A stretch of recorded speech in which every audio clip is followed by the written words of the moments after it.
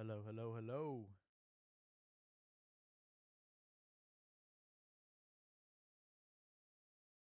We will be starting soon.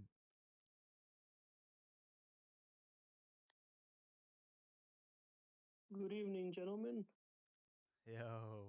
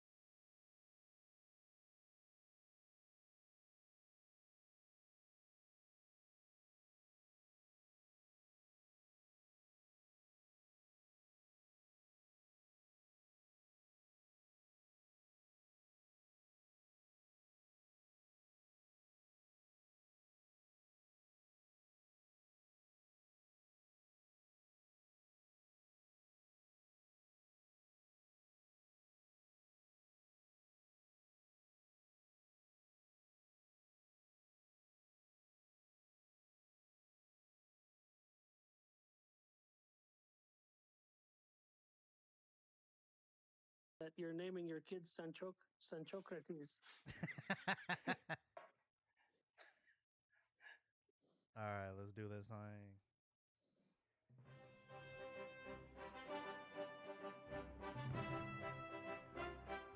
Hello, everybody. Welcome back to your weekly dose of La Cantina MX Football Podcast, episode 352. We're going to be talking about the last game of the regular season and how the playoffs are shaping up, starting with Repechaje. And from there, we'll go on to cover some other Liga MX rumors and novellas. But before I go any further, just want to let everybody know we're broadcasting live on Twitter Spaces and YouTube chat. So make sure to hop on and speak your mind if you got something on your chest. Tonight we have Joel and Super Elbow in the panel. Let's go. How we doing, gents? I'm doing good, Jaime. 47 days until the World Cup. Oh, It's man. creeping up.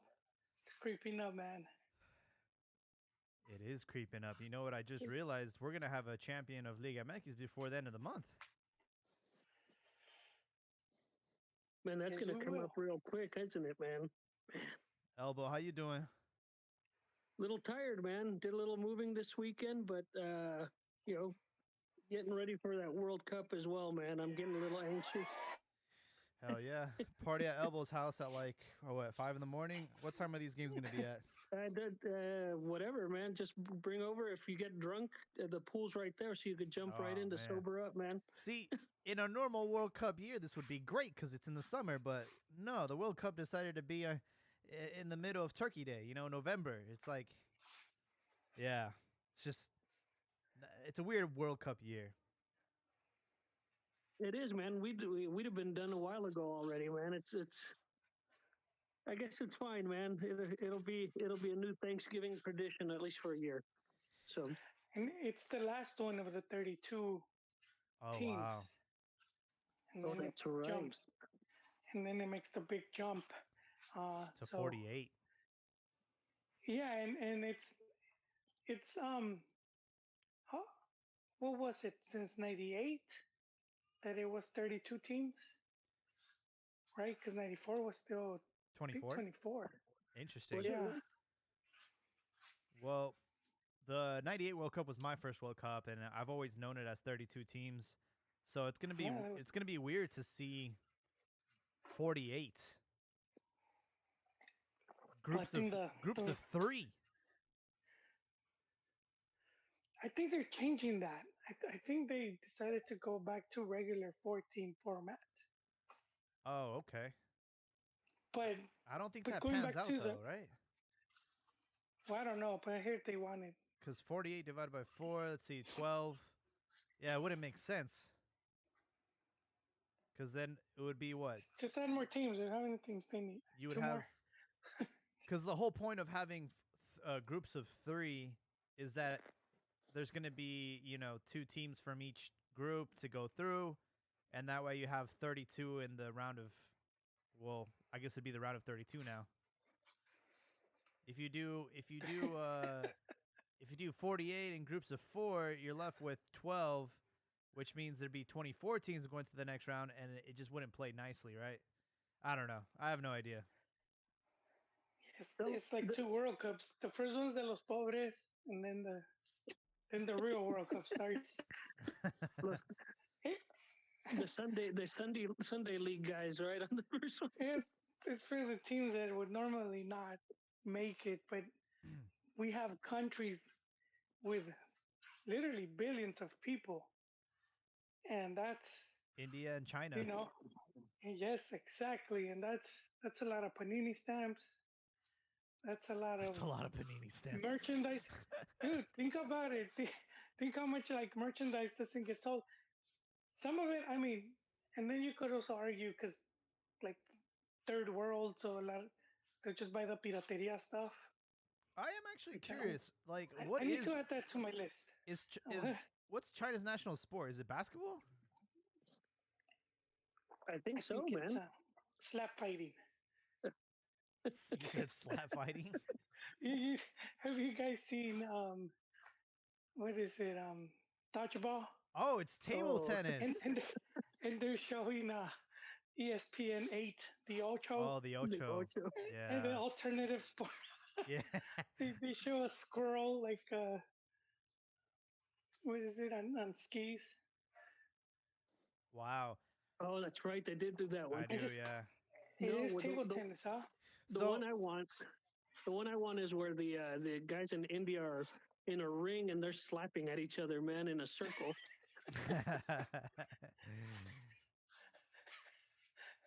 so You've seen that, right? I think so. Yeah.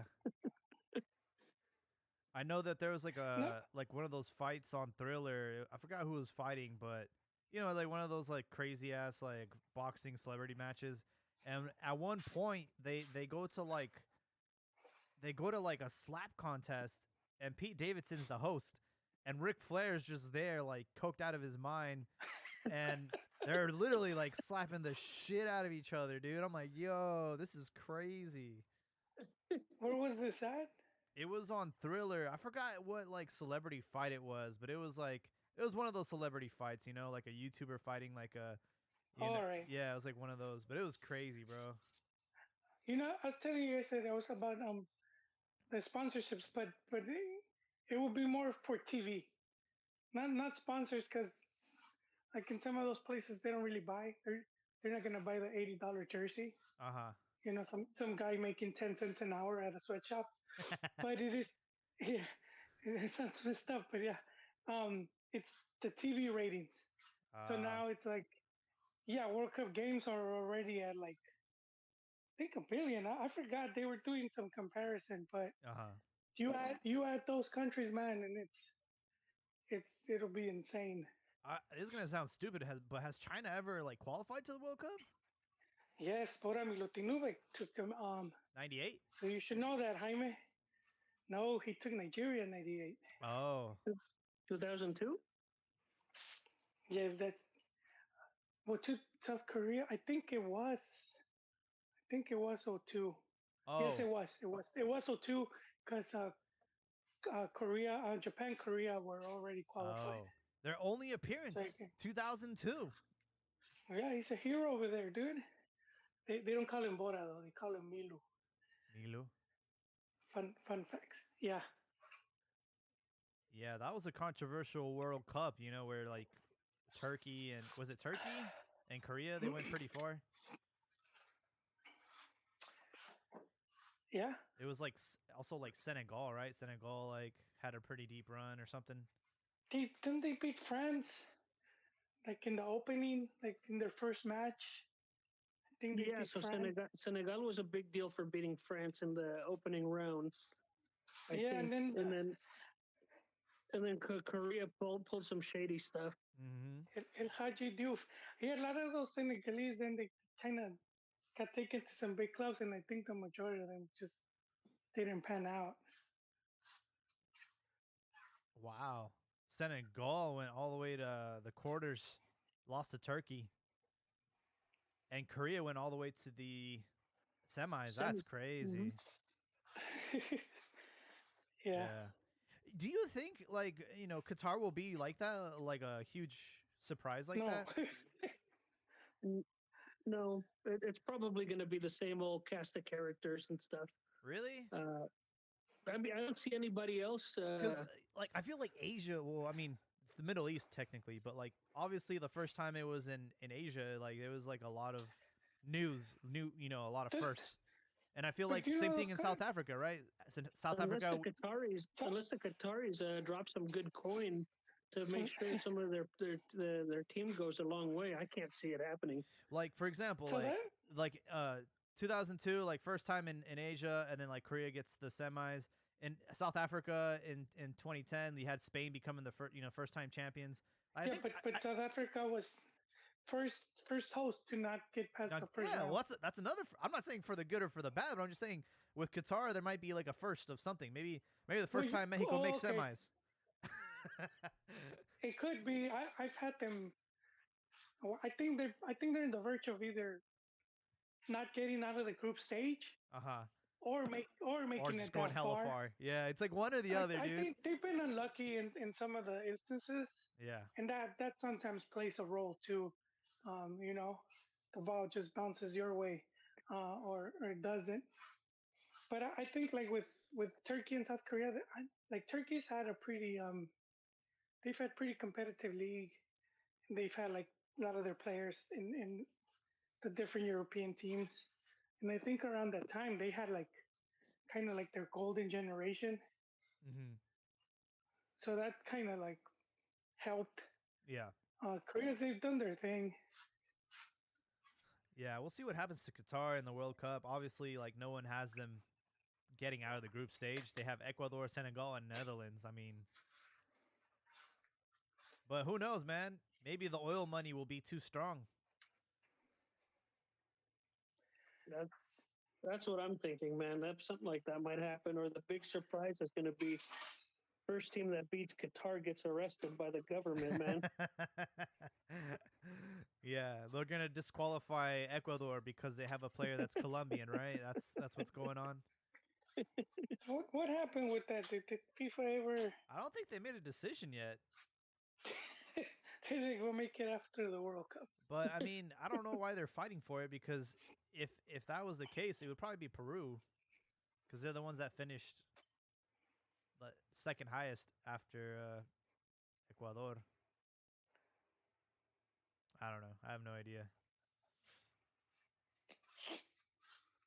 Anyways, we did have the last regular match week of Liga MX Apertura, and there were some pretty good results.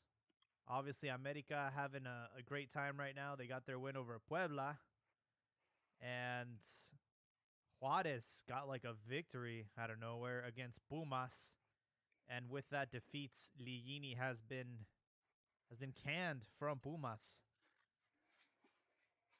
Seems So kind of messed up. their season's over. Well, if their season's over, not not really. If they felt like okay, we need a new a new direction, or maybe he lost the locker room. Mm. Yeah, I mean, I'm not sure at this point though. I mean, Pumas have been doing pretty bad for quite some time now. I wish Chiquis was here to give us a little bit more insight. Well, Uh, they reached two finals, right? They reached the league final and then they reached the Conca champion final. So they did. that's not that bad for a team that's been just using pocket change that falls in the sofa for transfer money and just randomly picking coaches from the cantera. That's where they found Liliani. He was with the he was with the youth teams. It was like you just, we need someone. Just they threw him in there. He was qualified though. He was, um, as far as his work credentials. I don't know, man. I'm looking at his wiki, and it's just question mark to 1999 Newell Old Boys, No, but see where he had been working. San Luis de Quillota, Gimnasia y Grisma de Jujuy. What the hell is that, Jujuy, dude? Jujuy, Jujuy. Jujuy, Jujuy. Jujuy. Te va a agarrar el Jujuy, joder. They're like in the second or third division, bro. He was in Ukraine too. Oh, was he? And then Boca Juniors. He was in a couple teams. He's been Damn. around. You He's been around the block. You just impressed Jaime with the Ukraine. I don't know, man. I can't find anything on this cat. He's like not as coach. He would work oh, like youth coach and whatnot. But I mean, youth coach is still coaching. I mean, look at Canada's coach, right? okay. Boca Right? Juniors Academy Manager. There you go. Because I mean, like look, CSK Moscow Academy Manager. Moscow. Yeah, I was close. You were close. Close enough. Close enough. Tomato. Tell that to Ukraine right now. Tell that to NATO. No, but like work still having working and staying active. So we have, for example, the Canada's coach, right? Took him to the World Cup, and that dude started off New Zealand women's team. Oh, that's right. And then he went to the Canadian women's team. Mm-hmm. So he never really coached men's team. But then look what he did. Not just saying because we have all these misconceptions, right? You have to do like this laundry list of things before you could take over. So if you know your shit, dude, sometimes you just need a chance, you know. So then Juan could be the next national team coach for Mexico, right? Yeah, he knows his coaching, and he could. Yeah, he can go to Mexico, win everything. Go to England, win everything. Then go back to Mexico and win the World Cup. Then we're going to see pictures of him shirtless all over the place. Put him some suntan on his nipples. You know, this guy, he just lacked patience, Leaño, you know, because he had been, I think he coached in Necaxa, and he obviously had the connections, but I think he was just like hungry for that. And it's funny because it's kind of like wolves, because you had these people working at Chivas that they were just trying to take over the club. Mm-hmm. So I don't know if you guys remember, Palencia was like a GM at one point For Pumas, no? and he's like, no, at Chivas. What? I do remember that. Yeah. Don't remember. When was How can this? you not remember, He dude? coached at Pumas, yeah. Our GM with paint and nails. Come on. I don't wait. Really? He even had to come to the U.S. because there was a controversy about they were trying to make this like racism claim for Chivas USA, and he came and he gave some interview, and he kind of fumbled it. But yeah, he was like the Wait, I I don't remember this. position. Was it before? I'm trying to remember the time frame. Was before Almeida was there, right? Way before, De La yeah. Torre? Yeah, it was like damn, we're going far back. I can't remember the years, but Who was he was the there. who was the guy for Toluca, and then he became our general manager? Lebrija? La Brija, No, yeah. Was it after that or no, before that was that? after. Oh, La Well, Brija was funny. He was just like no, Estes, wait, man. don't trust me right now. I'm iffy with the dates. Plus, No, I might have spiked my coffee. But La I'm gonna Brija was before Valencia. way before with Chicharo, right? Yeah. So maybe around 2014, around 2013, 2014. oh, Um, 2013. all right, there you go. And he was GM, and then they brought in, um, wow, what's the dude's name? Puente, right? They brought Rafa Puente in, kind of the same position. Es Vergara, dude. Just chaos. Just mixing Skittles and M&Ms in the same Dude, bowl. I forgot about Rafa Puente for a moment. Oh He my threw him in God. there, and it's crazy because they both wanted to be coach. It was like he had two chicks there fighting, dude.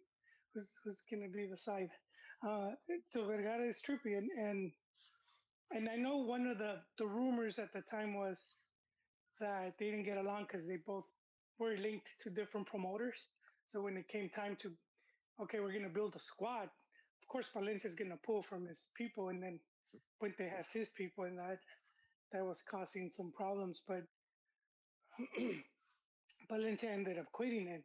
But he made it known he wanted to coach. The other guy wanted to coach too, and they both ended up coaching. And then we have Leaño, same funny business, comes in as like a youth direct, the the the guy in charge of the youth divisions, and he ends up taking over the team. It's too much Chivas, man. Yeah, there's. Let's go back to Puma. So is Tuca coming back or what, man? I if I'm him, I wouldn't, dude. You know, he's a good coach, but then I think he got used to already. Is he a free agent right Where now? He's a free agent, yeah. That dude's enjoying his retirement, man. He's made plenty of money, and isn't his wife like 29 or something like that? I would Doesn't love. damn, matter, man. really? He's passionate as Tom Brady about it. Yeah, That that's will true. put his marriage over. He is, Career but you know over what? his marriage.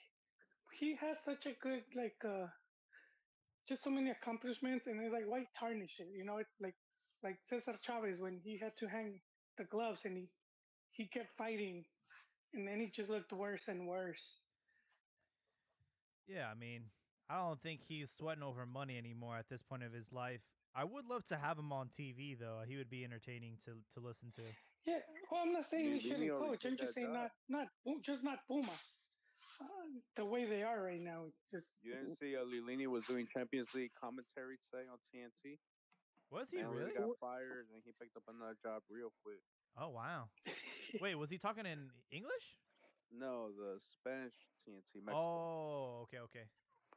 I think there's rumors that Atlas might pick him up. Atlas are after the German guy that picks his nose. What's his name? Joaquim Lowe.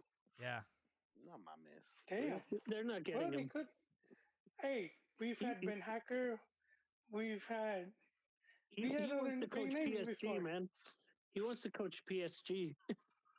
Atlas should just say the Puebla coach.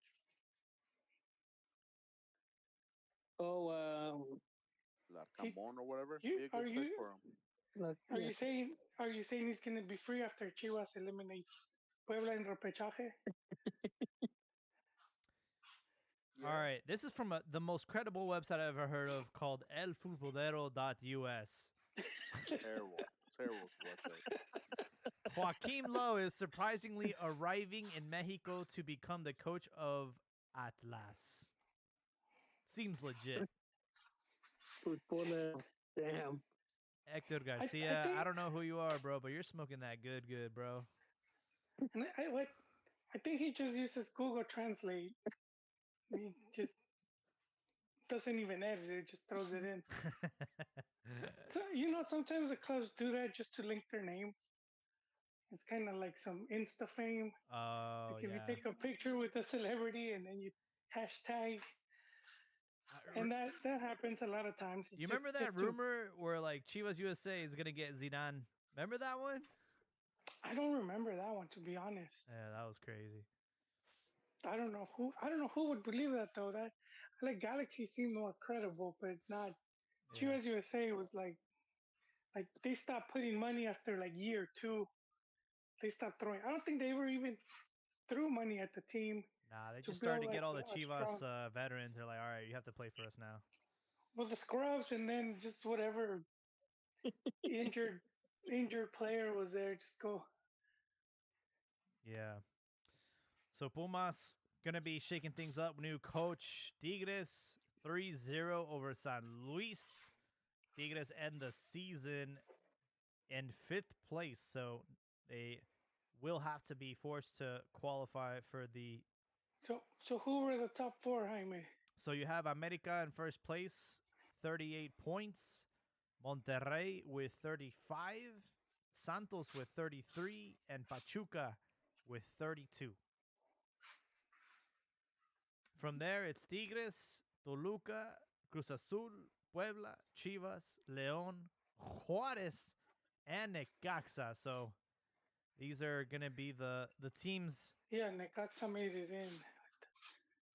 Yeah, man. And Juarez. I think that those two are pretty shocking. No, not Juarez, because come on, we've been talking about how the how their president was at Tigres. You know, he's the guy that brought in Tuca, and they were just rebuilding. So he has some connections, and they brought in a couple veteran players. Couple players I thought could have ended up at Chivas. Yeah. Um, who else we have? Atlas got their victory, but they will not be able to defend their bicampeonato. The bicampeon Nitis kicked in. Hey, man. 2 titles after what? How many year drought? 70, like Yeah, 70, dude. they're good. I And don't they I still don't agree found with getting rid of the like an coach 80-year though. old. Huh? They still found like some dude like old enough that was like you were like whatever old when Atlas Oh, won. really? Remember? Yeah, he had some old dude. He was Man. really old, man. He looked like the crypt keeper. Um, he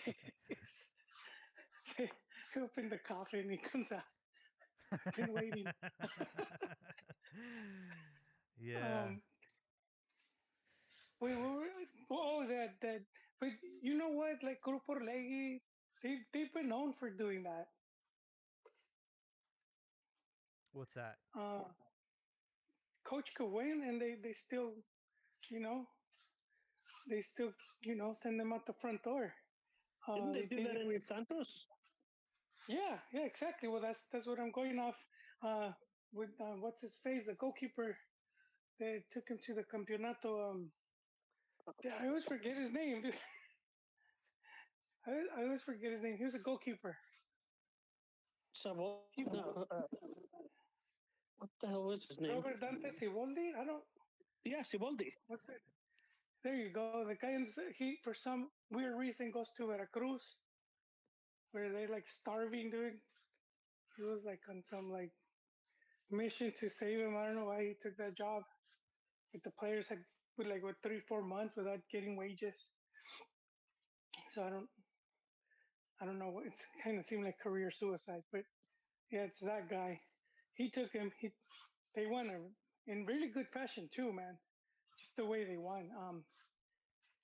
And yeah, thank you. Bye. Yeah, I mean, I feel like after what Diego Coca did, I mean, who's gonna come in and change? I think it's. I don't know. It's just weird to get ready Oh, to mi coach after Jaime. that. No, mi Jaime, you're not paying attention.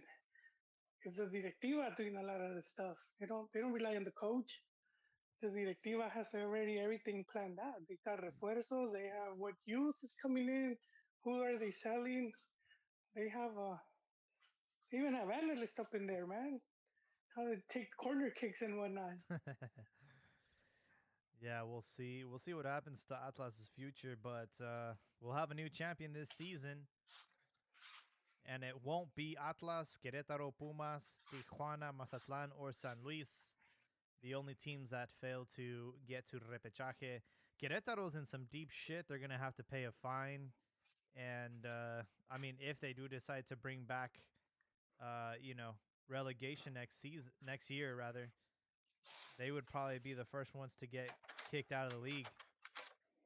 And I think at this point, they deserve to get kicked out for their, you know, for number one, what they did with the fans and the terrible violence that they had against Atlas. I think for that reason alone, they should get relegated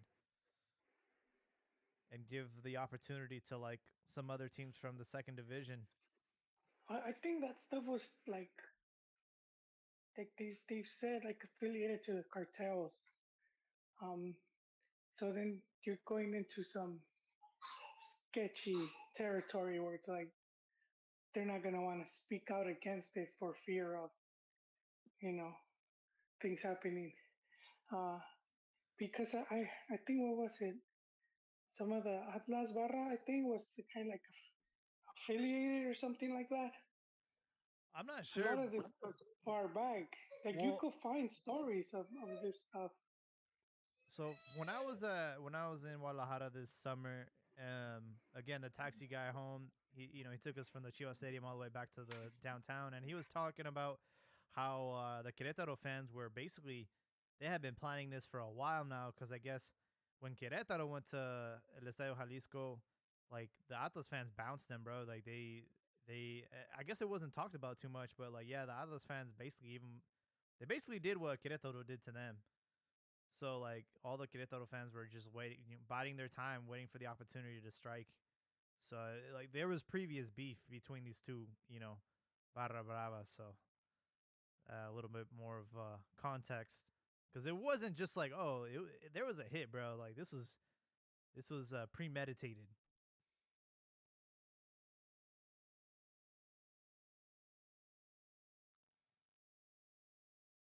Let's talk about the elephant in the room, Chivas. They had a match against Cruz Azul. And of course, everyone's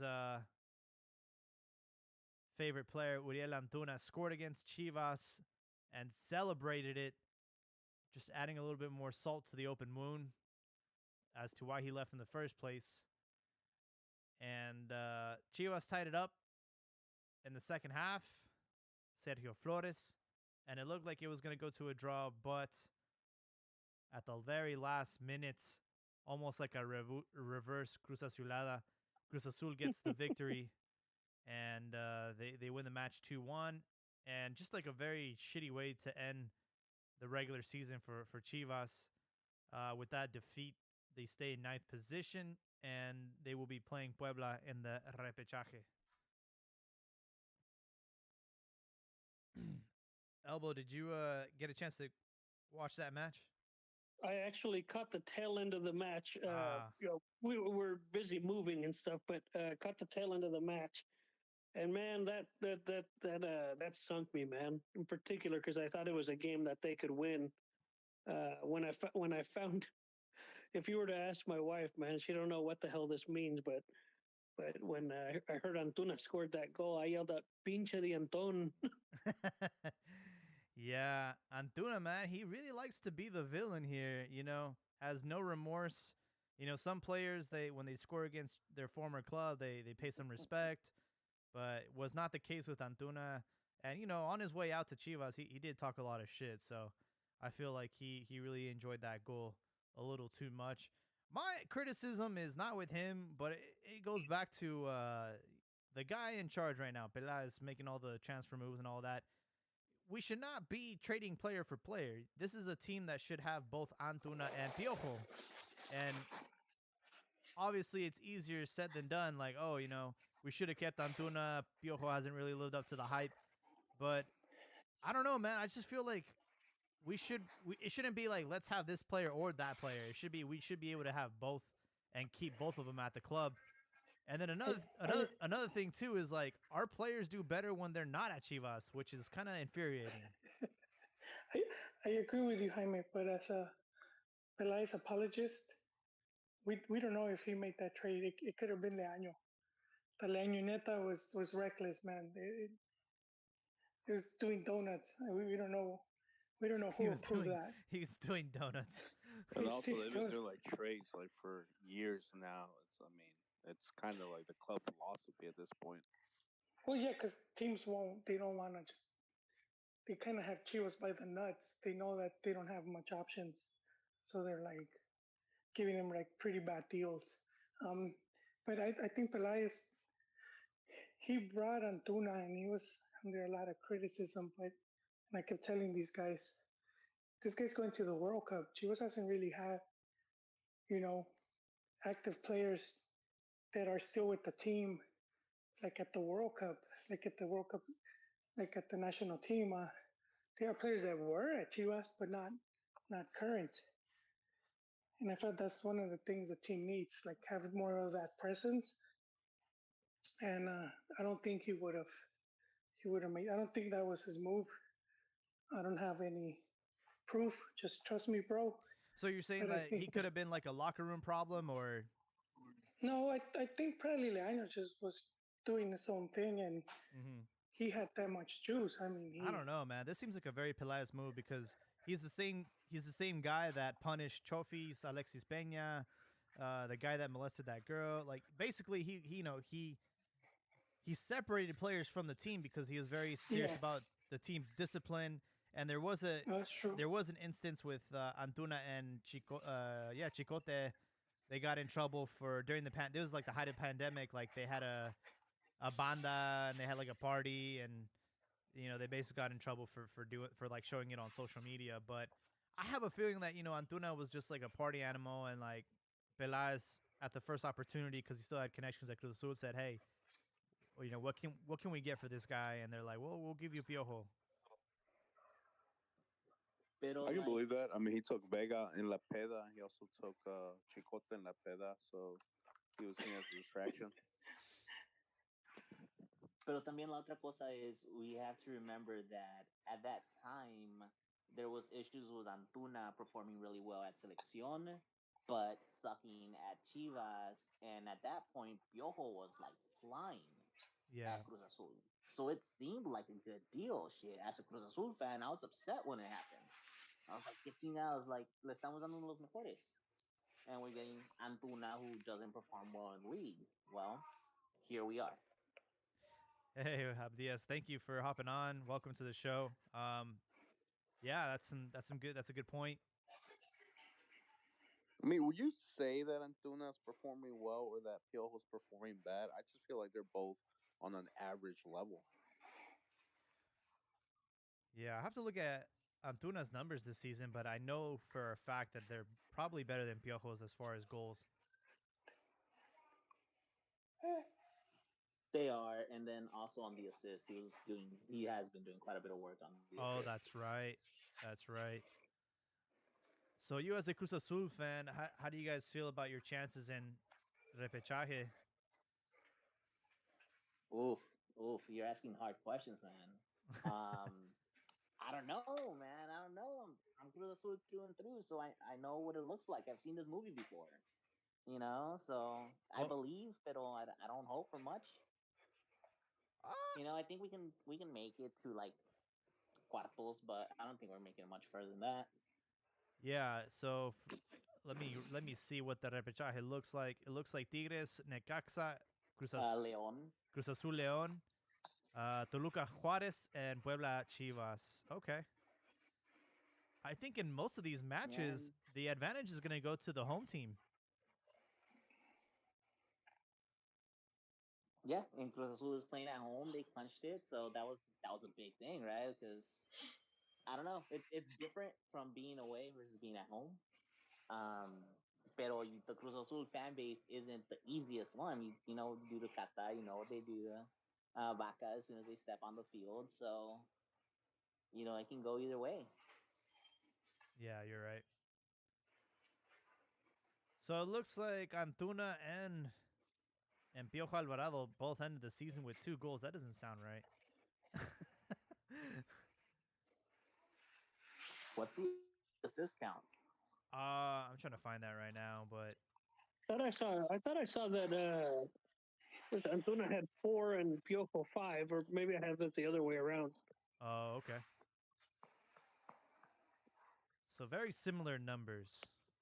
Oh, I'm sorry. I'm looking for the full year now, right? Oh, for the full year. I was just Yeah, looking at yeah, this season, but yeah, you might be right. Yeah, this season, this tournament, they both have 2 goals, yeah. but Antuna has 3 assists while Piojo has 0. Hmm.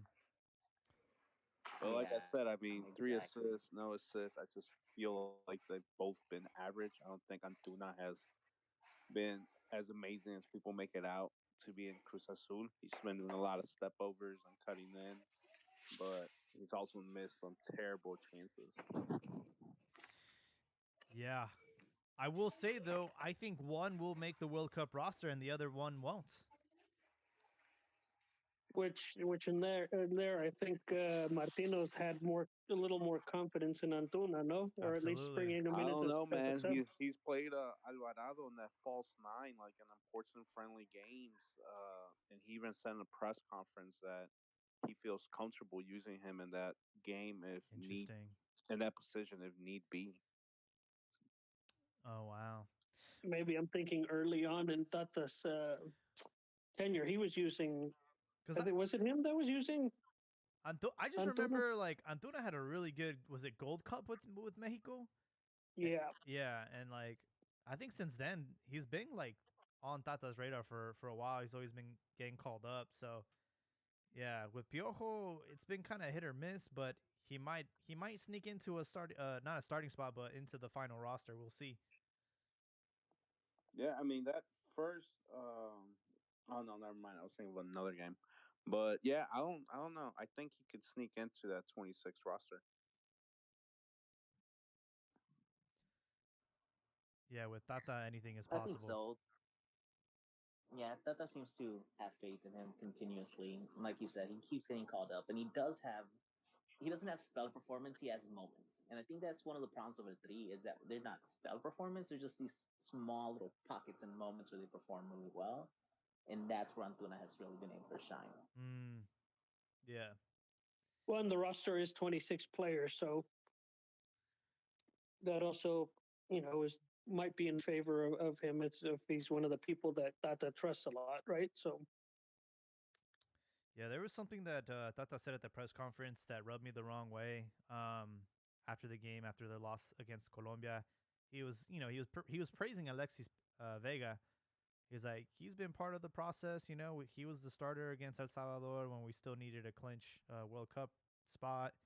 And, well, he was just basically giving him praise. Like, yeah, if I take him to the World, he kept saying, like, if I take him to the World Cup, as if, like, he's still considering it. But maybe he was just trolling a little bit.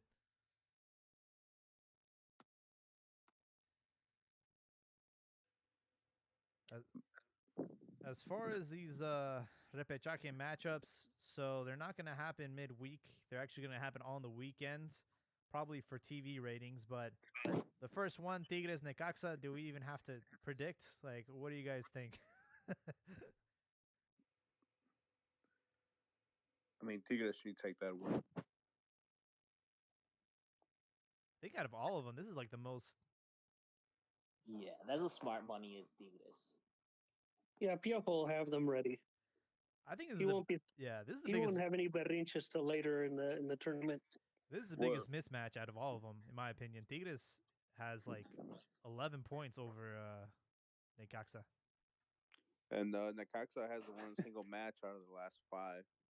But Piojo was already making excuses for this game because he said that the fact that 12th place can like become champ, that's an embarrassment and whatnot. But he's never had an issue with that until now, because he's making that excuse if he gets knocked out by a team that, in his eyes, shouldn't be in these rounds. Well, it wouldn't be the So Well, first time or Piojo the makes last excuses time. for everything. yeah, so if Necaxa were to beat Tigres, you already know what he's gonna be talking about. That they shouldn't even have been there. This is He'll true. have the iPad ready. Oh God, it happened. It happened Dude, that was to. the best thing ever when he busted out the iPad. I was like, yes, I've been waiting years for this to happen. Wait, what was the incident again? I forgot. I think it was against Necaxa too, right? I think so. Yeah, there was like some play that or goal that he did not agree with, or was ruled out. So he pulled out the laptop afterwards and showed the video and wanted an explanation. Oh, I see. Yeah, I just know that the 12th position has trounced the fifth position countless of times. I think the one that comes to mind for me was Rayados getting bounced by Puebla. That was a pretty shocking upset. I don't and Oh, they, go ahead. oh, sorry, no, yeah, it was against Tigres Necaxa where Necaxa beat him 2-0. Oh yeah. And I know that there was an incident with America as well. Pachuca beating them based on the away goal rule, which is not there anymore. Hmm. So if I'm not mistaken, if these games go to a draw, I think it's just a straight penalty shootout, right? I believe so. Yeah. It is, yeah. And then I believe after reclassification, it will be like when there's 8 teams left, it's gonna be the tie will go to the team that ended at the highest seed during regular season. Yeah. Thanks to America for complaining. So Diaz, you're saying the Cruz Azul Leon not so guaranteed. You feel shaky? Oh yeah, no, not so guaranteed. I mean, Leon, they have a way of always coming together at the last moments. They always gain momentum and they get into Liguilla and inform. Mm. So it's scary. Our Funes Mori, who was supposed to be our solution, has spent more minutes injured than actually playing. So you know, que nos queda? Yeah, I But saw that. as my dad always said, hope is the last thing to die. So Mm. Azul. Well, I mean, you don't have to look too far. Last week, you guys beat them 2-1. Yep. Yeah, it depends what Leon comes out. I mean, Leon is one of those teams that can generate so many chances in the game, and then the next one like nothing. But I mean, they have a high offense, 25 goals. The good thing for Cruz Azul is, I mean, they haven't lost since that America game. It seems like Potro Gutierrez has managed to get everyone on the same page and unified and like getting those results.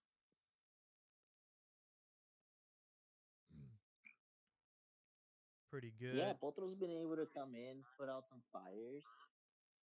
The team's looking a lot better defensively. It's just goal scoring, right? Like, where's our nine? We got rid of, Chaquito. What are we gonna do now?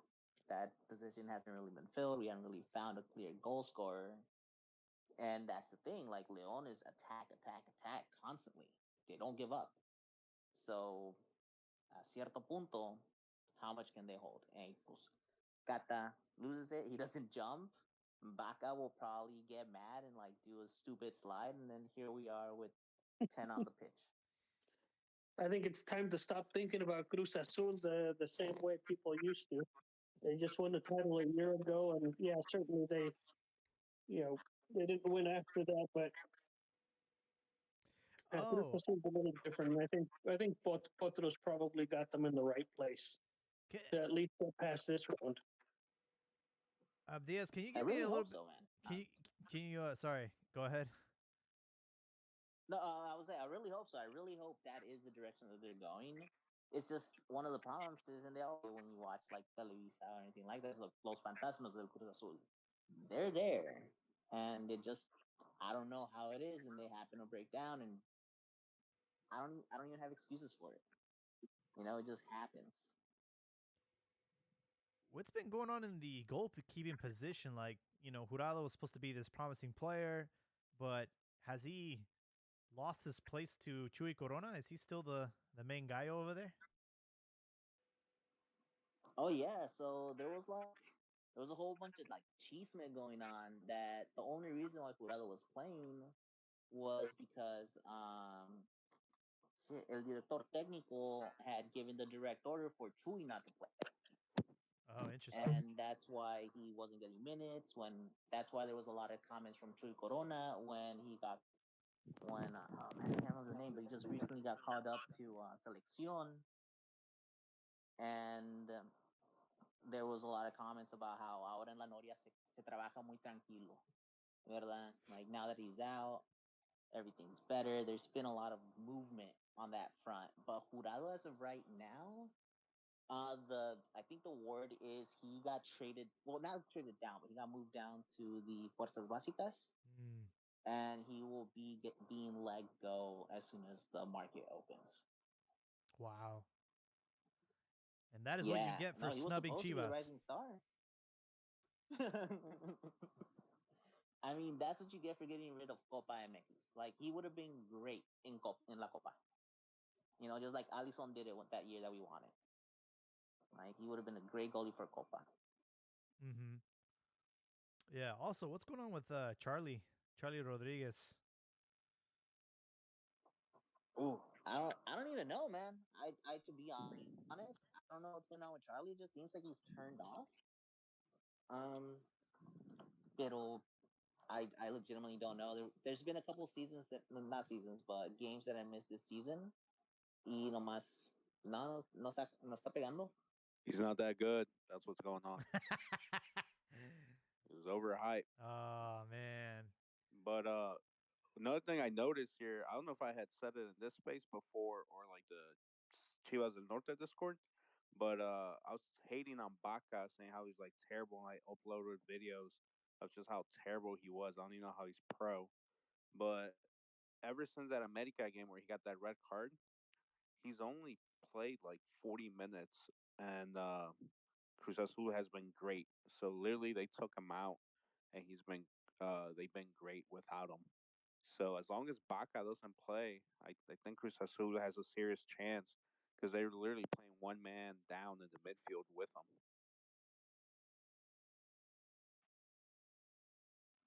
Yeah, no, that's exactly it. Like that's why the fan base is so at an uproar with Baca and Catalonias. It's like those two is like we're constantly a man down, right? Wow. Catalonias, when you're in the box, he doesn't jump. If you look at his percentages for the amount of players who lose marks inside of the box, he's one of the leaders. And Wow. then you have Baca, right? Who's the same deal. He's one of the leads in getting reds because he does stupid challenges like that. A couple years ago, when we had what was it Escobar? I want to say Pablo Escobar. That was another one. I was like, puta madre, yeah. He just, every game, red card, red card, red card. But at that point, Canchina had us running, where as soon as we lost the man, we were magically performing better. Right? That Cruz Azul was a defensive team, and then once they lost someone, they were running. And guess who they always lost? It was Escobar. Hmm. Interesting. Yeah, I mean, I'll be honest. I'm indifferent when it comes to this matchup. Hope Cruz Azul wins. Leon, eh. I mean, they're just so unpredictable at times. They can be good, they can be bad. Um, yeah, we'll see what happens on Saturday. As far as Sunday goes, Toluca and Juarez, Nacho Ambriz. I gotta go with my gut here. I think Toluca's gonna handle Juarez pretty easily.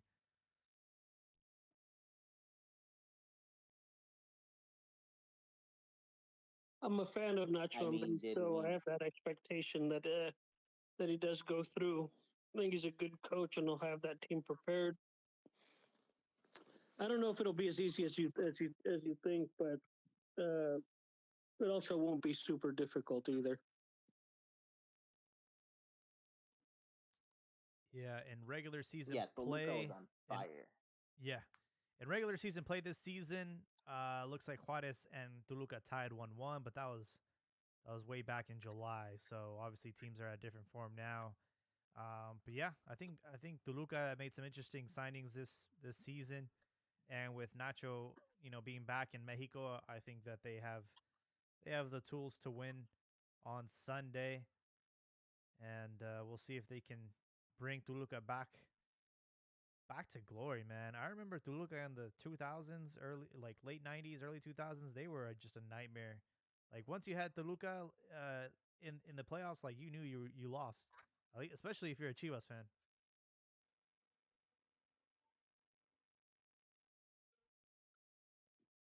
And the As a Cruz Azul fan, that feeling is the same. yeah. Like Toluca used to be a powerhouse, and to this day, I still remember every single time a Cruz Azul Toluca game. That's a must-watch game. Yeah, that was a really good. Those matches were always very entertaining. And probably the biggest toss up, honestly, out of all four matches, Puebla Chivas. This could go either way. Larcamon is no stranger to getting some pretty good victories. And against Chivas, if I'm not mistaken. I think Puebla has eliminated us in Repechaje in the past. So the way Chivas have been playing, obviously erratic, and we all know the problems within the team, internally, externally, the fans, whatever. I think Sunday's match, at this point, I have no expectations. I would not be surprised if Puebla pull through. They will be hosting. Yeah, going on that cold streak just is not very inspiring for Chivas. I'm going to sit back and do the best I can to enjoy the game because it was a disappointing way to close out the regular season. And I don't know. I don't know if Dick Chain can get them, back up and running. Like they were for that little stretch of time where they got into playoff position. It just seemed they. I don't know, man. They seem a little sluggish to me, man. Yeah, they seem sluggish, but they have everything in their favor. I mean, they are 5 losses in a row, but the last one they had was against Puebla, and they looked well. They're gonna have the fan base in their favor. Cuauhtemoc Stadium's gonna be majority Chivas. They're gonna have the ref in their favor with Santander. Oh I shit! mean, it's like literally like lining up for Chivas to win. They would literally have a screw up big time to not get that win. Wow, I love the confidence, man. But I think you're underestimating the Puebla fan base. I feel like they're pretty loyal, no? Yeah, they're loyal, but They're not plentiful. That's what he's getting at.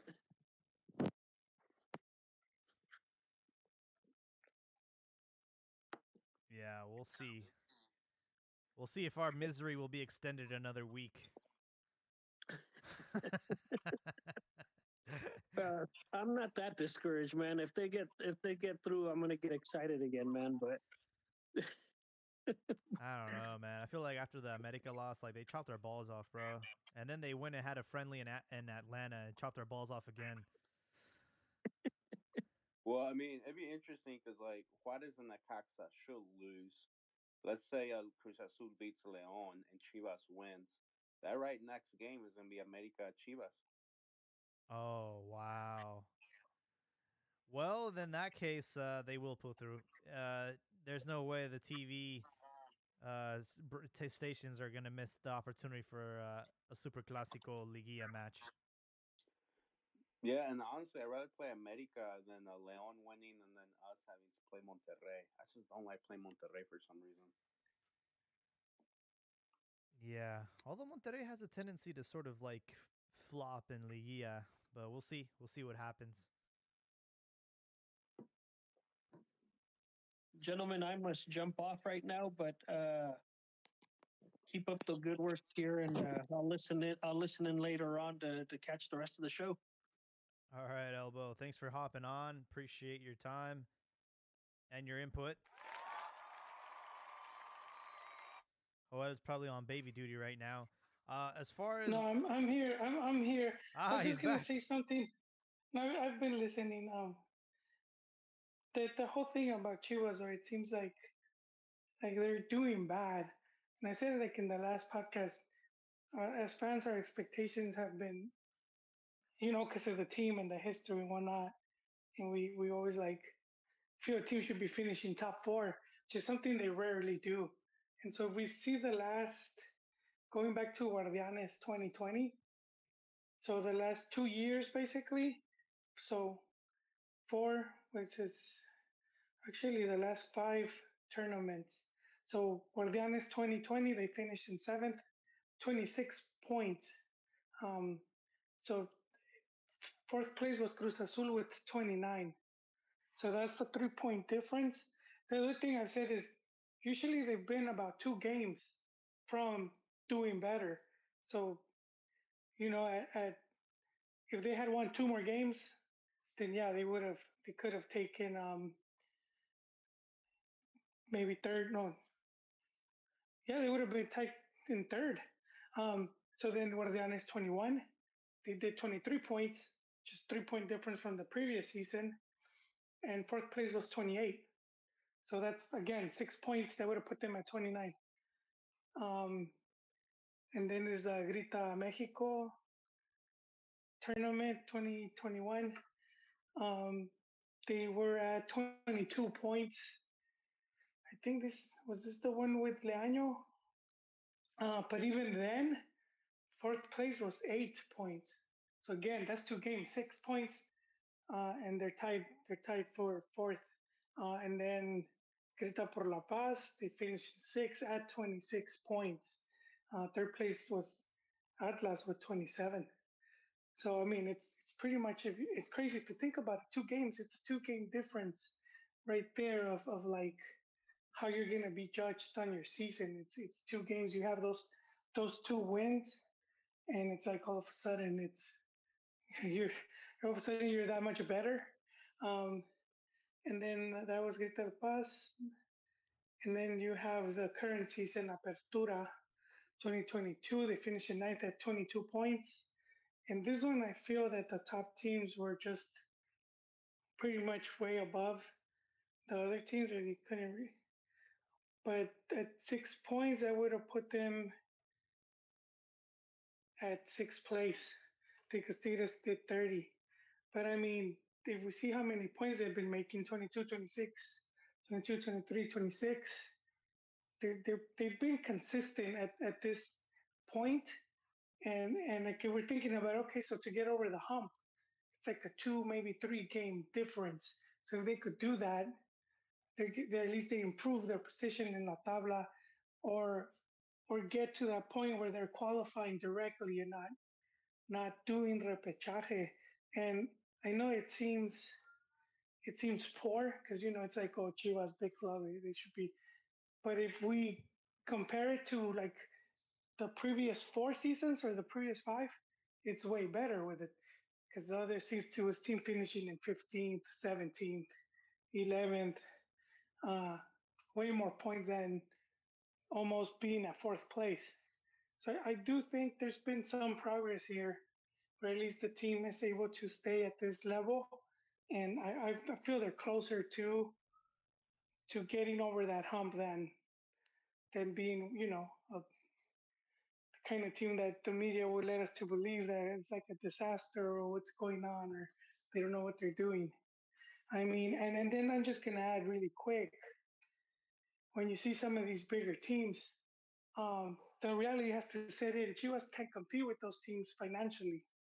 So America, Monterrey, Tigres, Cruz Azul, they're just not gonna have more money than them. So off the bat, these guys could just build. Not only can they build stronger squads, they could keep that stronger squad for a longer period of time. Because that's the other thing we have to keep in mind, is that the longer you keep a player like Alexis Vegas, you have to increase his wages and whatnot. They go to the national team or they're just a bigger name and sort of like that. So then you have that, and then you have these other teams that came up. The recent success stories like Santos, Pachuca, León, and then you go at Atlas now. So pretty much Grupo Leg and the Grupo Pachucas, which they kind of have figured out, it's benefited them, this whole increased limit in foreigners, and it's easier for them to. They could have a horrible season, and then the next season they bring 4 or 5 South Americans, and it's like a whole new team. And then Chivas just doesn't have that. So when we see Chivas struggling, well, that's where it is at. right now. It's like one, they don't have the money to compete with those teams, and two, because of their policy, they it's hard for them to compete with these other guys. Hmm. For sure. I mean, I do feel like Chivas have been one or two. There was like a handful of matches this season that they blew. Up 2-0 against Querétaro, and tying that match. You had Mazatlan kind of having a last minute goal to tie the game. I mean, there's been plenty of times where Chivas had the lead and blew it, and then you also calculate the beginning of the season where they just couldn't. They had a slow start. They had some Yeah, easy opponents in front of them that they couldn't win, and unfortunately, at the end of the season, that's the difference between ending in ninth and ending in the top four. It's really just taking advantage of every match and kind of not relying at the last minute effort but to get there.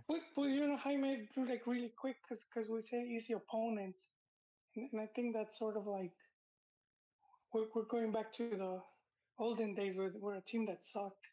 They kind of like always sucked, but now that's not the case because teams have taken advantage of that, being able to pick up X amount of foreigners, and then they just become more competitive from one season to the next. They could be stronger than they were, and I think that's kind of where we see sometimes Chivas where it's like, oh well, they were supposed to run over this team, but this team just picked up, four or five other, they bulked up during the summer. It's not, it's not the same. And so I think that's one of the things that happens too. And and and you see Chivas where they're like stretched thin because they don't have a very like a lot of depth in the squad. So two, three injuries and this team suffering. Yeah, but Chivas doesn't have like their head on their shoulders as it's like Jorge Campos. He said it today about Tata Martino. He said that Tata Martino is being blamed for a lot of things, but a lot of these things go back 10, 20, 15 years. As far as everything with the Liga MX just thinks more about money than the sporting Yeah. aspect. And something that he said at the end was that Selección Liga MX, they think about tomorrow, the next game coming up, but they don't plan for the future. And I think Oh yeah. that same thing applies to Chivas because I know it's like different worlds and everything, but look at Real Madrid. Real Madrid said they couldn't compete with like the state teams like PSG, Man City. So what has Real Madrid done for the last 5, 7 years? They've gone out and like gotten young, promising players. Like low key players. A lot of people didn't know who they were. Chivas could do the same thing. Okay, you can't go get foreigners, but you could go and like kind of like raid somebody's like academy or something for a promising player, pay that money or look for a guy who might be 23, 26, but he'll fit into a system. But the thing is, they have nothing planned. All they care is about just getting tomorrow's result, and that's No, it. I do think they have it planned because they one of the things they did was bring back Tapatio, which was their club that Angelica had sold. As part of the scam she was running with Jose Luis Higuera. They sold that team and then they had it so that the Chivas youth would get sent to Colibris, which was owned by those two guys, and they would charge a fee. And it's kind of stupid, if you you have your own team and instead of using that to your advantage, where it's not just four or five players, but all 30 players, or however you could register from your club. So it was just dumb, but they brought back Tapatio, and that's been helping. And they've been pretty like methodical with.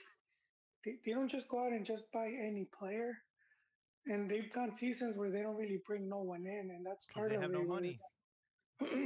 Yeah, that's like who part. are they bringing No, in? Ormeño, and like the other thing is well, I mean, he could the work out, whole and then Tapatio thing. They had to do it like you mentioned. They were paying for something they shouldn't have, so it sounds more like a money decision. But the fact all this changes in coaching, where you don't know if Pelas has is making a decision, or if it's somebody else, or if it's Mauri, it just looks like a chicken running around with its head cut off. Like all the decisions seem to be emotion based, instead of following a process. But I do think they have the process. I mean, we just went over the points. They haven't really deviated much. I do think they've been unlucky with some players where some of them just didn't want to come. Like Yeah, they but tried to like the get, points, I mean, the points might be a positive to you, but for some of us, that's a negative. The fact that, well, so many years between but weren't you just talking? 22 or the 26 points, it just shows how mediocre the team is, that they're settling for that range. But As long as they can sneak into repechaje, let's call it a successful season. well, no, but you have to start somewhere. So I mean, I was mentioning it because it's a definite improvement to the previous 5 seasons. So if you compare the previous five before Pelaez, there has been a big improvement in that aspect. And now to compete with these other ones, it's a pretty uphill battle. And the whole signing thing has become more difficult. MLS, you have to throw that into the mix, where they could pay the players way more money. Like a Chicharito, what, like 6 million he's getting. The most Chivas has paid is like 2 million for like, I think it was Pulido. I think his wages, I think that's the highest they paid. So 6 million, that's you know, we're Yeah, looking at and it. then they Maybe have one someone season like doesn't. Brandon Vasquez, who could have been a good fit. I'm not saying he would have, but Pelas goes on live TV and says that they wanted like 5 million for him or whatever, and that transfer market, third Nah, party see, website see, has you it you valued you at missed, you 500K missed. or whatever. Yeah, but it wasn't. They weren't going off a transfer market. That was one of the reporters that. Pelaez didn't say transfer market. He said we went to the applications or something like that, and there is one that clubs use, like a Kelly's Blue Book. Uh, we Football posted the Manager link yesterday. 2022. I could send it to you, but they do a pretty good breakdown. Uh, Forgetting this guy's name, but he does there's El Bar podcast, and he talks to the Chivas people, and he does the breakdown of what happened there, and it's crazy because the one they mentioned transfer market, and then everybody started saying it, then all of a sudden was like, it became true all of a sudden. Um, Damn, where was I? No, but just going back to, like, let's say the 6 million of Chicha, you do a contract, so you do a 3 4 year contract, so it's no longer six, it's six times three, 6 times 4. Yeah. So you're looking at upwards of 20 million just for Well, one that was player. going back to my previous point that no one's saying go get Chicha, go get Carlos Vela, but like I was bringing up that Real Madrid point in the sense that you should be Yeah, planning for the future. One of those futures is like Perez Bouquet. The man was balling well, and then all of a sudden like disappears. And I still think that there should be a clear answer. Like Pelas will come out and give a million explanations, but he can't come out and give an explanation of why one of the most promising players on the team all of a sudden was not starting. He could clearly come out and say, it's just a coach preference, or is there something going on somewhere else? Because what teams have a guy that's promising comes out? There's a reason you move them up to Division One. He gives you results from the jump, and then all of a sudden he's mysteriously gone, and there's all these rumors. Now, where those rumors are true or not, that's what the sporting director's there to clear up. So, yeah. It's so very I'm just Well, suspicious. well, yeah, they don't it's always very have to. suspicious, and it just seems that the young youth players that they do have available, they're not getting full use out of them, and they're looking for other options that make no sense. Like when I mentioned emotional decisions, J. Macias, his replacement being Ormeño, that was an emotional decision. They just wanted to bring someone in to calm the waters down. I don't think it was. I do think this is a guy that has done good in the league, and if you go One down the goal list of, 12 months before he arrived at Chivas. well, Would it I have been, mean, has the done. past? Yeah, Ormeño had a Yes, with your terrible. We're Chivas, you talking about have to, current man. moment. We're talking about you just lost J. Macias, who was a candidate to go to the World Cup, Okay, and your who do answer you bringing have guys though? had one goal in the last 12 months. Honestly, like, How is that not an emotional decision? yeah, honestly, Because I would because have. they never said he's gonna fill that void, or you can't think that Elias, having been a striker and played at the highest level, that he has that thought that, oh, he's gonna slide in and just start banging them in. It takes a while, when even when Ormeño wasn't the right. Cardoso, I like. He wasn't the right choice though, man. And it's like, We could say that now. People were saying the same thing of Antuna. Now that Matthew got traded, when they brought him in, they were saying they paid too much. What a waste. And now they're Yep. saying, why did they sell this guy?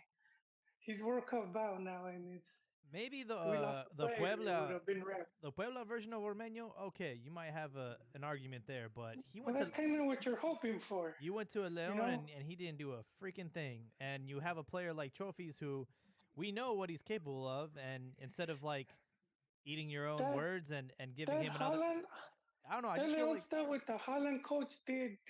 I do feel that he preferred his guy over him because he had some RG guy over there, and he sort of like sidelined him. wait, who are you talking about? I think the coach in Leon was Holland, Oh, the Argentine guy, and he just preferred his guy over him, and he never really used him. yeah. I just feel like at that point, it's just don't even bring anybody in because like what he Exactly. yeah, it's just like it was just not a viable solution. Like It's a bit like Moneyball. You're hoping that yeah, this guy will end up at least being able to bag 4 or 5 goals, and like because we were talking about how Chivas is basically 2 games. If they could win 2 extra games from what they were doing, they would have a season where they could finish top 4. And then that's kind of what you do is like you have this guy that he should on an average season score about 4 goals, and if he has a good season, hit that double digits. Very similar when they brought in Rafa Marquez Lugo, you know, yeah. That was a and he that was a Let's gamble. not he was. compare Rafa Marquez Lugo to Ormeño. Rafa Marquez I'm Lugo saying how they arrived. has been a very dark moment. I'm saying how they arrived. He didn't exactly come in as a star player or anything. He came in hoping he could do something, and he clicked. But that's what happens. It sometimes it takes you a while. I don't think we should expect players come in and not even a season. These are mid-season if we think about it. They're like half a season, um, compared to playing the two teams, and and just you suck off the bat because you couldn't get with it within what less than 6 months. Again, expectations, man. I think fans' Yeah, but that's the expectations are thing. through It's the an roof. emergency signing. When you do an emergency signing, the That's idea not is that he emergency, dude. He came so late into the season, they could have like not even brought him in at this point. They shouldn't have brought him in. that's the point. They should have not brought him in. It was better. Well, Just, because you know guys what? are You know what's crazy when like it was better to not do anything than to do something. That's how bad of a move it was. That's how bad of a signing that You was. brought in a guy who has scored 1 goal in 12 months, who plays for a national team that's not Mexico, who Oof. plays for a team that's supposedly like Mexican only players on the club level, and well, traditionally has been on the Mexican-born national players, team. but it was Yes, Mexican-born players. That the original Chihuahua document never said anything about. It just said you had to be born in Mex. That's it. They didn't say nothing about. yes, but by bringing Ormeño, you had two options. One, he scores 10 plus goals, and makes everybody forget about it. Or if he does any less than that, it's going to be all negative talk, all negative drama. Oh yeah, Like because the media. the risk to reward was just not worth it. Yeah, exactly. No, but see, eventually Chivas has to do that. Chivas will eventually have to like bring in Ormeño, players. they couldn't kept Tepa, they couldn't like somebody else. Well, something's going on. They're not gonna tell us. Um, but I see why they're doing it, and I could see maybe some U.S. seleccionado Oh, eventually being there. we have a Alejandro Vinigra. He's gonna be Chivas' next signing. He was born in Brazil, but his dad's Mexican. There you go. I just put it in the well Transfer market. no, it's like on your app you can like share tweets as you're podcasting. It's pretty cool. Oh, nice. Well, I mean, they kind of have to do. There's like not that many players for them. And it has been for a long time. And because of the influx of foreigners, and we're seeing it with the selección too now, where it's like there's not that many players to choose from. Yeah, but you know what I dislike about that? That it says in case Alexis goes to Europe. Why could you not do both? What do you mean? Because wages, part of it. I mean, we don't Dude, know the that Alejandro salary cap. Viniegra guy who plays in like I don't even know what team that is. I doubt his Yeah, wages would be extremely high. It's not like he's gonna come in with he's a 20-year-old player who has improved himself. I doubt he's gonna come in, with top 10 team wages. Also, I feel like there's an incentive for Pumas, or not Pumas, Puma, the brand, to like pay some of the wages, kind of like they did with Peralta, right? did they though? I don't know if Pumas was doing that. You feel like Puma is like, hey, we need to sell jerseys. We'll help you out.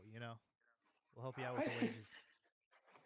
that's Mm, cutting into the earnings. I don't think they.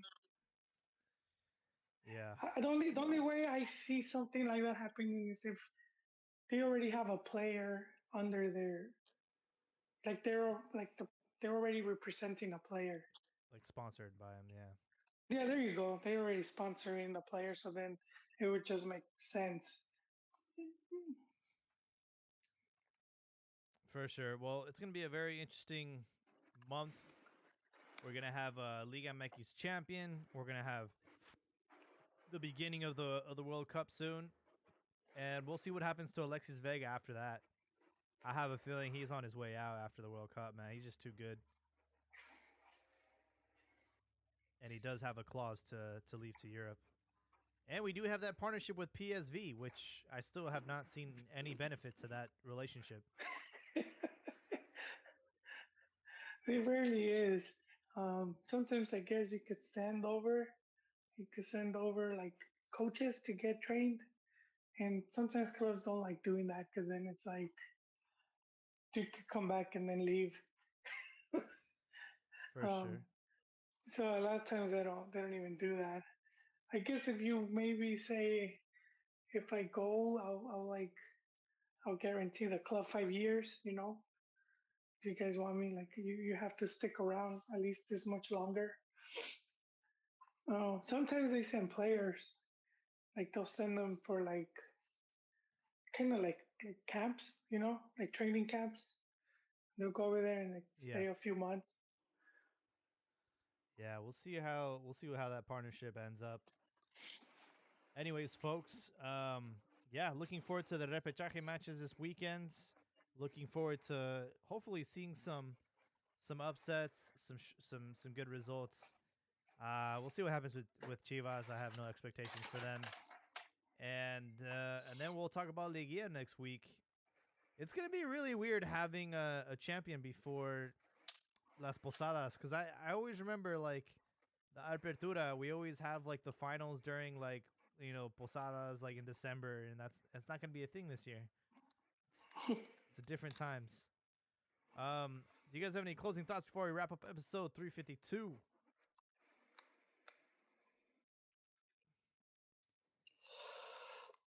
I kind of had one, but I forgot.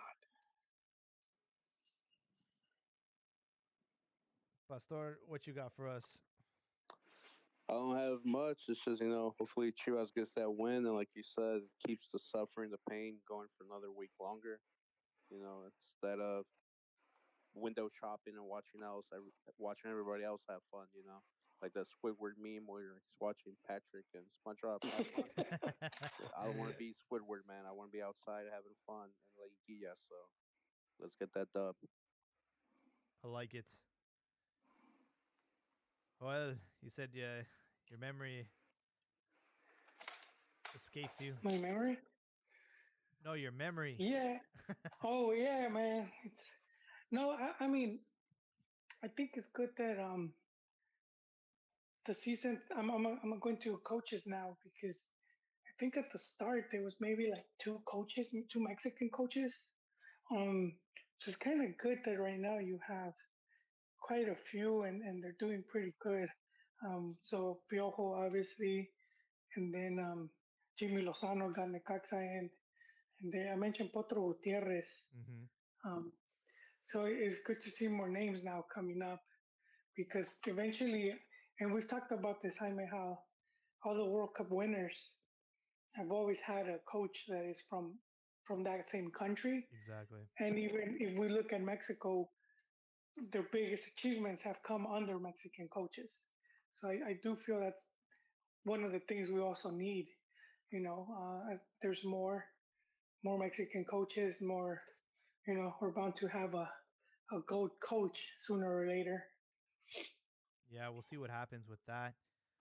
Kind of on a related topic, FIFA 23 came out again. No Liga MX, but I thought it was interesting in career mode. You can pick like an already an existing coach and start that way. So yeah, you could be Javier Aguirre because he's the only Mexican coach in FIFA 23. So yeah, I thought that was cool. You can also be Ted Lasso from the show Ted Lasso, which is and this is the last FIFA game or EA game that will use the FIFA name. correct. Yeah, after that, I think it'll be like EAFC or EA something. It's gonna be a weird. Yeah, it's gonna be interesting what happens. It sounds like FIFA already has another developer they're gonna be working with, so next year will be very interesting. The other thing, we had some Champions League action between Mexicans. Uh, Chucky's Napoli beats Ajax 6-1, and Edson Alvarez got a really bad. He got a lot of shit. He ended the game with a 2.9 rating, but it's very rare that you see Mexicans in Champions League nowadays. But it is nice to see two go at it, and we'll see how Napoli does this season. Just read a quick little article from reliable source that Chivas is going to do their preseason in Spain. They already got a game with Athletic Bilbao lined up. Oh, that's right. Yeah, that Oh, should be fun. Yeah. All right, guys. Well, thank you guys for hopping on tonight, and also everybody else that joined earlier in the conversation. Abdias, Super Elbow, Pastor, Joel. We'll catch you guys in the next one. We'll try to update you guys before next week, maybe after one of the Liguilla matches. We'll see how our schedule, if we're available. But just a quick recap on those matches. But thank you guys, and we'll catch you in the next one.